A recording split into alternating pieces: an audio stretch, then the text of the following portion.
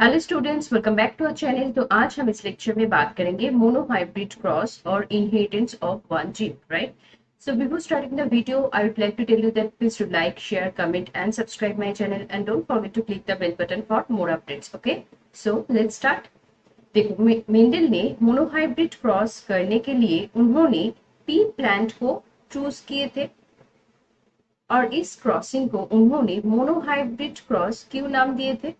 देखो, mono that means one. Okay, तो उन्होंने ये एक्सपेरिमेंट करने के लिए एक ही कैरेक्टर चूज किए थे, दैट इज हाइट। इसीलिए इस क्रॉसिंग को उन्होंने नाम दिए थे मोनोहाइब्रिड क्रॉस। ओके, देखो, हाइट में उन्होंने दो तरह के प्लांट लिए थे, एक है टॉल एंड दूसरा ड्वार्फ। मान लो कि ये मेल है और ये फीमेल। फ्लावर के जो मेल पार्ट होते हैं उसको क्या कहते हैं? That is stamen. So this one is stamen, this is anther and this one is filament.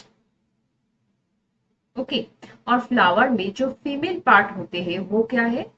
That is gynoecium. Okay, this one is stigma and this one is style and this one is ovary. Okay, तो उन्होंने anthers में जो pollen grains पाए जाते हैं, pollen grains को उन्होंने female part के स्टिग्मा में ट्रांसफर किए थे। ओके, और इस क्रॉसिंग के बाद उन्होंने देखा कि नेक्स्ट जनरेशन में जितने भी ऑफस्प्रिंग प्रोड्यूस हो रहा है वो सारे के सारे टॉल प्लांट है। ओके, तो ये कैसे होता है और तो इसके बारे में हम आज इस वीडियो में जानने की कोशिश करेंगे। ओके, देखो, ये टॉल प्लांट की जीन है और इसमें दो एलील है और जिसको उन्होंने कैपिटल टी से डिनोट किया। ओके, ये टॉल प्लांट की जीन है और ये ड्वार्फ प्लांट के जीन है और इसमें भी दो एलील है और इसको उन्होंने स्मॉल टी से डिनोट किया। ओके, और ये जो पेरेंट प्लांट उन्होंने लिए थे उसको उन्होंने पेरेंटल जेनरेशन और पी जेनरेशन नाम दे दिया। ओके, तो पहले क्या होगा? पहले गैमीट बनेगा, तो पहले गैमेटोजेनेसिस होगा, gametogenesis by the process of meiosis. Okay, देखो, जब गैमेट बनता है तब एलील एक दूसरे से अलग हो जाता है, that means allele segregate from each other. Okay, तो देखो, ये कैपिटल टी है। ओके, तो यहाँ से दो गैमेट बनेगा, एक है कैपिटल टी एंड दूसरा कैपिटल टी, और ये स्मॉल टी है, दो एलील है और इसमें से भी दो गैमेट बनेगा, that is small T and small T. मान लो कि ये 1 है, ये 2 और ये 3 और ये 4। सो 1 जब 3 से क्रॉस करेगा तब प्रोड्यूस होगा कैपिटल टी स्मॉल टी। 1 जब 4 से क्रॉस करेगा तब प्रोड्यूस होगा कैपिटल टी स्मॉल टी। 2 जब 3 से क्रॉस करेगा तब भी प्रोड्यूस होगा capital T small T and 2 जब 4 से क्रॉस करेगा तब भी प्रोड्यूस होगा कैपिटल टी स्मॉल टी। तो उन्होंने देखा कि इस जनरेशन में जितने भी प्लांट ग्रो कर रहे हैं वो सारे के सारे टॉल प्लांट है। ओके, और उन्होंने इस जनरेशन को नाम दे दिया F1 जनरेशन और फर्स्ट फिलियल जनरेशन। ओके, देखो, और उन्होंने F1 जनरेशन में ऑब्जर्व किया, दैट इज जितने भी प्लांट ग्रो हो रहा है F1 जनरेशन में वो सारे के सारे टॉल प्लांट है, दैट मींस पेरेंटल एक ही कैरेक्टर F1 जनरेशन में एक्सप्रेस हो रहा है, दूसरा जो कैरेक्टर है वो एक्सप्रेस नहीं हो रहा है। ओके, दैट मींस टॉल जो कैरेक्टर है वो एक्सप्रेस हो रहा है और ड्वार्फ जो कैरेक्टर है वो एक्सप्रेस नहीं हो रहा है।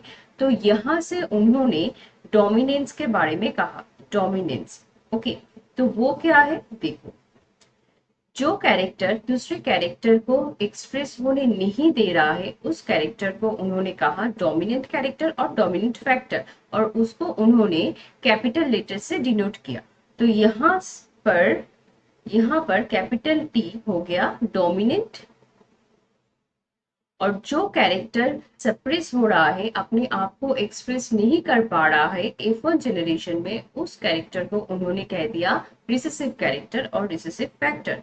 सो स्मॉल टी यहाँ पर हो गया रिसेसिव फैक्टर। ओके, तो यहाँ पर कैपिटल टी अपने आप को डोमिनेट कर रहा है और स्मॉल टी के ऊपर वो डोमिनेंट है और स्मॉल टी को वो सप्रेस कर रहा है, इसीलिए स्मॉल टी अपने कैरेक्टर को F1 जनरेशन में एक्सप्रेस नहीं कर पा रहा है।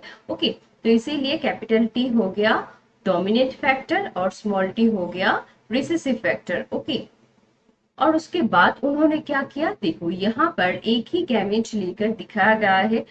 उसके बाद उन्होंने F1 जनरेशन में जितने भी प्लांट ग्रो किए थे उसको उन्होंने सेल्फ क्रॉसिंग किया, और सेल्फ क्रॉसिंग करने के बाद नेक्स्ट जनरेशन में जितने भी प्लांट ग्रो किए थे उसको उन्होंने कह दिया F2 जनरेशन और सेकेंड फिलियल जनरेशन। ओके, देखो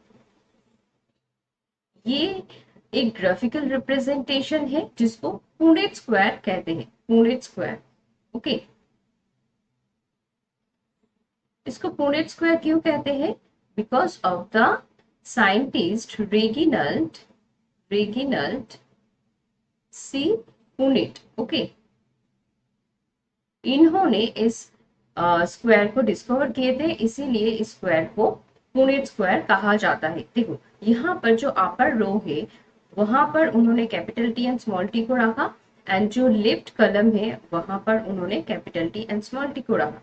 तो कैपिटल टी और कैपिटल टी से बनता है कैपिटल टी जो कि प्योर टॉल है, और capital T and small T से बनता है कैपिटल टी स्मॉल टी, ये हाइब्रिड है। ओके, लेकिन ये बाहर से टॉल है, और capital T and small T से बनता है कैपिटल टी स्मॉल टी, ये भी हाइब्रिड है, और small T and small T से बनता है स्मॉल टी स्मॉल टी, ये प्योर ड्वार्फ है। ओके,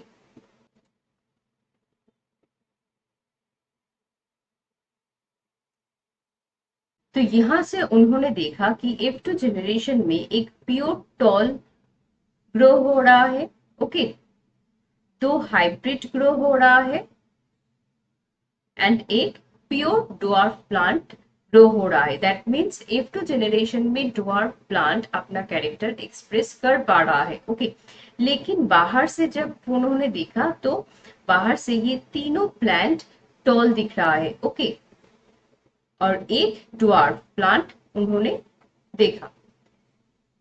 सो बाहर से जब उन्होंने देखा तो उन्होंने देखा 3 प्लांट टॉल है और एक प्लांट ड्वार्फ है। सो फिनोटाइपिक रेशियो हो गया, फिनोटाइपिक रेशियो दैट इज जो बाहर से हमें दिख रहा है उसको कहते हैं फिनोटाइपिक। ओके, सो फिनोटाइपिक रेशियो हो गया 3:1, लेकिन एक प्योर टॉल है। Okay, that is capital T एक प्योर टॉल है और दो हाइब्रिड है।